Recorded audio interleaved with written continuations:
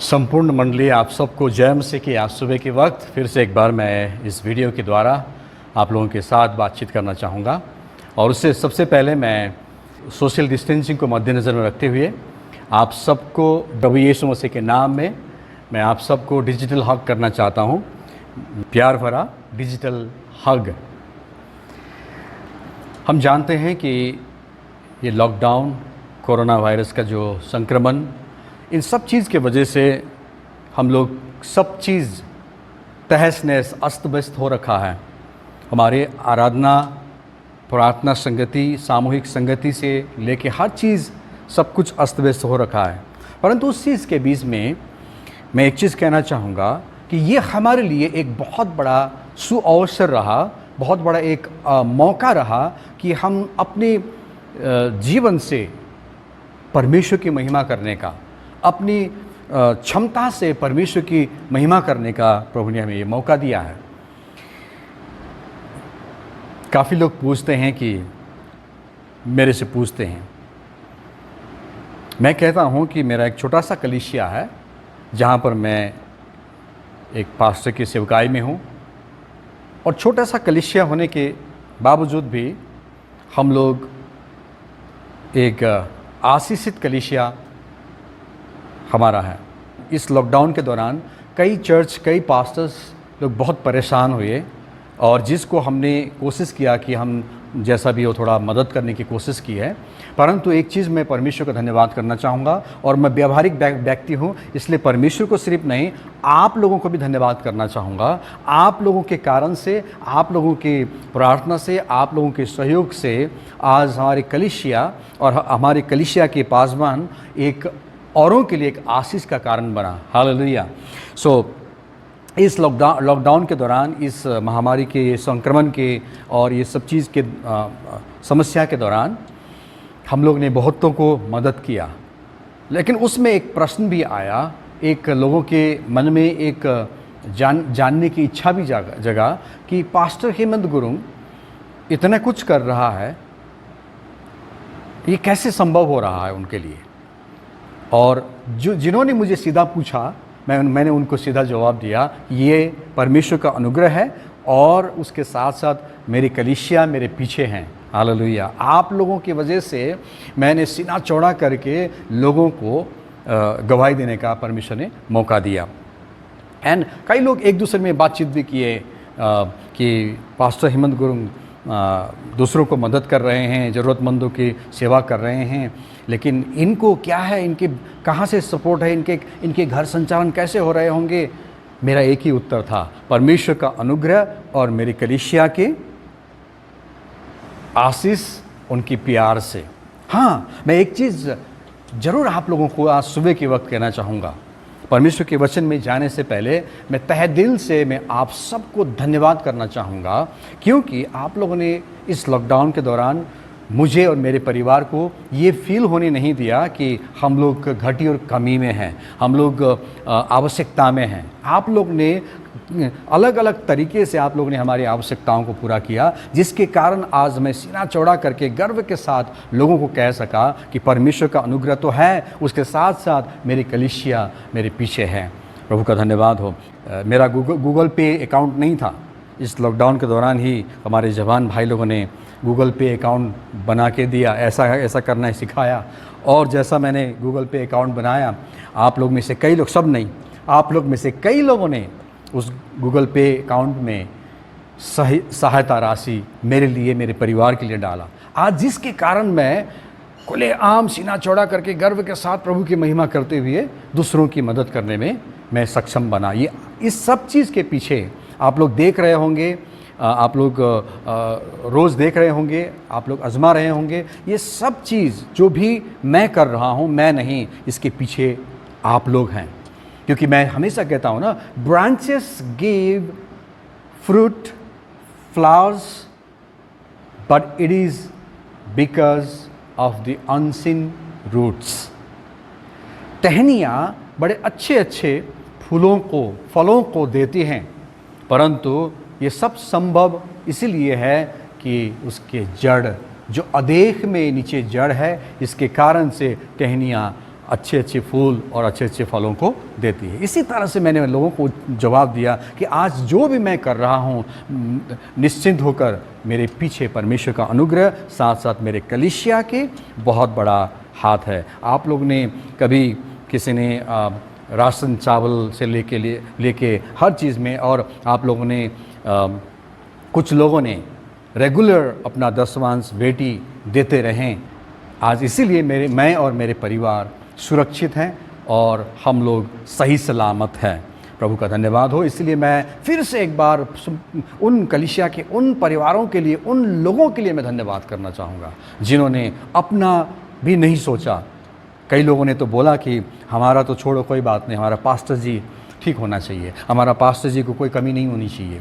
आज ऐसे मेंटलिटी, ऐसा सोच वाले कलीसिया के लोग हैं आप लोग, कुछ लोग। मैं आप लोगों को इन सब चीज़ के लिए मैं धन्यवाद, साथ साथ आप लोगों के इस जज्बा को, इस विचार, इस सोच को मैं कभी नहीं भूलूंगा। और मैं परमेश्वर को धन्यवाद करता हूँ और लोगों को मैं गर्व के साथ कहता हूँ कि मेरी कलीसिया है जो हमारे चिंता और हमारे फिक्र करते हैं। प्रभु आप सबको आशीष दें। उसी विषय में देखिए, परमेश्वर के वचन में पौलुस ने भी ये किया। मकिदुनिया के कलीसिया को हम देखते हैं, 2 कुरिन्थी 8 उसका 1 से लेकर 4 में हम पाते हैं। यहाँ ऐसा लिखा है, अब हे भाइयों, हम तुम्हें परमेश्वर के उस अनुग्रह का समाचार देते हैं जो मकिदुनिया के कलीसियाओं पर हुआ, कि क्लेश की बड़ी परीक्षा में उनके बड़े आनंद और भारी कंगालपन में उनकी उदारता बहुत बढ़ गई। उनके विषय में मेरी यह गवाही है कि उन्होंने अपनी सामर्थ्य भर वरन सामर्थ्य से भी बाहर मन से दिया। आज हमारे कलीसिया के लोगों ने अपनी क्षमता से भी बढ़कर, अपने पास ना रख कर के भी परमेश्वर के कार्य, परमेश्वर के राज्य नहीं रोकना चाहिए, परमेश्वर के कार्य नहीं रोकना चाहिए। पास्टर जी को कोई तकलीफ नहीं होना चाहिए, उनको आवश्यकता नहीं होना चाहिए, उनको इधर उधर झांकने की जरूरत ना पड़े, इधर उधर ताकने की जरूरत ना पड़े। आप लोगों ने सहयोग दिया। आज पौलुस ने जिस तरह से मकिदुनिया के मंडली को, कलीसिया के लिए इतना बड़ा गवाही देते हैं कि परमेश्वर के उस अनुग्रह के समाचार देता हूँ कि मकिदुनिया की कलीसियाओं पर हुआ है। बड़े क्लेश की बड़ी परीक्षा में, बड़े आनंद से, क्लेश के भी अंदर भी आनंद से और भारी कंगाल में उनकी उदारता बहुत बढ़ गई है। मकिदुनिया के कलीसिया ने भी पौलुस को, प्रभु के सेवकों को इस तरह से मदद किया था। 2 कुरिन्थी 7 उसका 4 में ऐसा लिखा है, मैं तुमसे बहुत हियाव के साथ बोल रहा हूँ, मुझे तुम पर बड़ा घमंड है। मैं शांति से भर गया हूँ, अपने सारे क्लेश में मैं आनंद से अति भरपूर रहता हूँ। ये पौलुस कह रहा है, मैं तुमसे बहुत ही हियाव के साथ बोल रहा हूँ, मुझे तुम पर बड़ा घमंड है। मैं अपने कलीसिया के उन लोगों के प्रति बहुत घमंड करता हूँ, गर्व करता हूँ, जो लोग ने ये शब्द का इस्तेमाल किया कि हमारा छोड़ो, हमारे पास्टर जी के परिवार को कोई तकलीफ नहीं होना चाहिए। बराबर आप लोग पूछते रहें, बराबर आप लोग सहयोग देते रहें। आप लोगों का पर प्रभु बहुतायत से आशीष दें।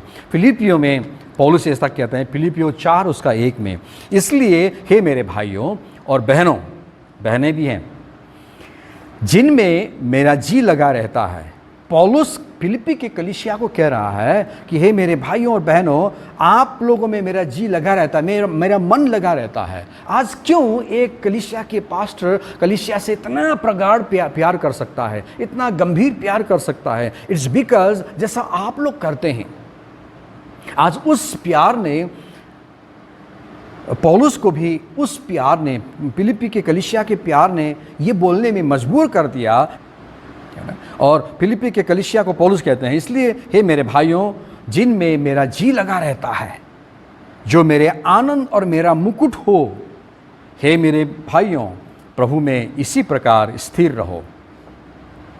लोगों के लिए एक चुनौती, लोगों के लिए एक प्रश्न, लोगों के लिए एक आशीष का गवाही का कारण बना हुआ है। आप लोगों के इस विचार, मैं हमेशा कहता हूँ ना, सन मेंटेलिटी, सर्वेंट मेंटलिटी नहीं, सन मेंटलिटी, पुत्र की सोच होना जरूरी है कलीसिया में जुड़ने के बाद। अगर सर्वेंट मेंटलिटी के साथ नौकर की सोच लेकर आएंगे तो हमें कब दिन निकालना है, कब समय निकालना है, उससे मतलब है, दिहाड़ी से मतलब है, हमें घर की रख रखाव से, घर की चिंता से मतलब नहीं है। लेकिन सन मेंटलिटी, यदि पुत्र की सोच रखते हैं तो पुत्र घर से प्यार करता है, बाप से प्यार करता है, घर के हर चीज़ से प्यार करता है और घर से वास्ता रखता है। तो आप लोग ऐसे अच्छे लोगों में से हैं। एक बात कहना चाहूँगा, गिविंग इज गॉड्स एटीट्यूड। देना परमेश्वर का स्वभाव है, परमेश्वर का व्यवहार है ना। यूहन्ना 3:16 हम सबको मालूम है, परमेश्वर ने जगत से प्रेम किया इसीलिए उसने एकलौते पुत्र दे दिया।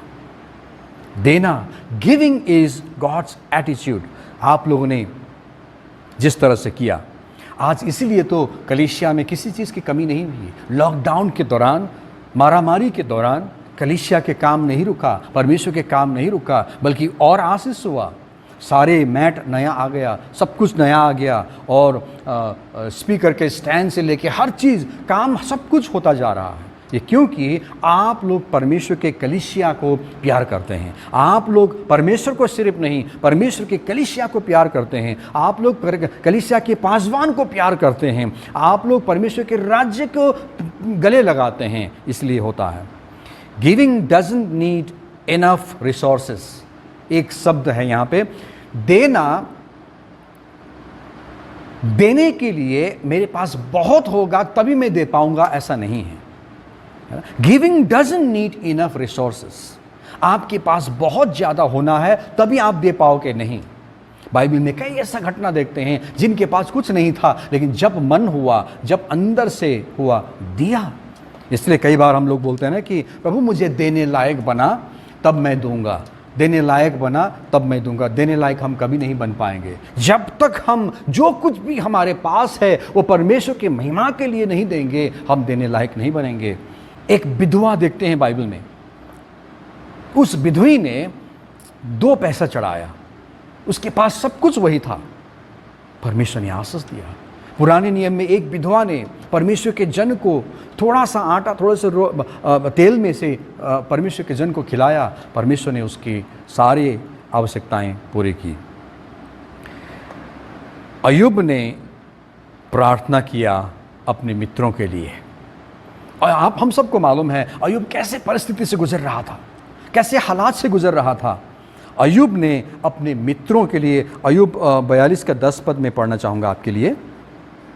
जब अय्यूब ने अपने मित्रों के लिए प्रार्थना की तब यहोवा ने उसका सारा दुख दूर किया और जितना अय्यूब के पास पहले था उसका दुगुना यहोवा ने उसे दे दिया। ये कब हुआ? जब अय्यूब ऐसे संकट के घड़ी में भी, ऐसे हालात में भी, विपरीत परिस्थिति में भी, जब उसने मित्रों के लिए प्रार्थना करना शुरू किया, दूसरों की चिंता करना शुरू किया, अपने हालात को पीछे रखकर, परमेश्वर ने उसके सारे दुख दूर कर दिया। आज मसीही स्वभाव ये है, हम अपना मैं, मेरा, मेरे लिए ही सोचते रहेंगे तो मैं मेरा कभी ख़त्म नहीं होगा, मैं मेरा आवश्यकता कभी दूर नहीं होगा। लेकिन जब हम परमेश्वर और परमेश्वर की राज्य की चिंता करने लगेंगे, परमेश्वर हमारा चिंता करने लगेगा। आज हमारे कलीसिया की खासियत यही तो है, हमारे कलीसिया के लोगों की खासियत यही है, हमारे कलीसिया के आशीष के राज यही है। परमेश्वर हम सबको अनुग्रह करे और आशीष दें। इसी तरह से हम लोग आगे बढ़ेंगे।